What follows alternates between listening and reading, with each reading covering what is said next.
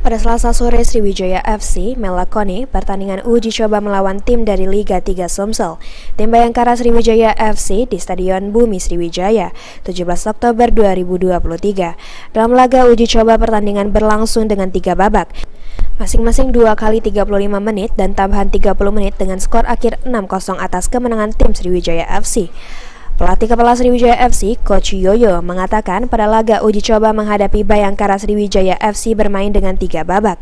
Dalam 3 babak, tim Sriwijaya FC menggunakan formasi yang berbeda-beda, dengan tujuan menyesuaikan untuk menghadapi PSMS Medan di laga away pada tanggal 23 Oktober 2023 di Stadion Teladan Medan. Permainan tadi 3 babak, secara keseluruhan melihat permainan anak-anak seperti apa? Dari pertama sampai babak kedua kita pakai formasi berbeda dari biasanya karena memang kita mau menyesuaikan untuk lawan PSMS Medan. Ya, kayak gitu kira-kira. Jadi memang kita nggak sengaja nggak ngelakuin apa yang biasa kita lakukan karena memang lawannya berbeda dan lagi pula away. Seperti yang teman-teman tahu, away selalu sulit buat kita.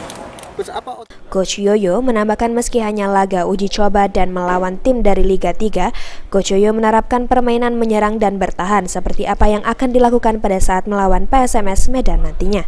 Eki Saputra, PAL TV.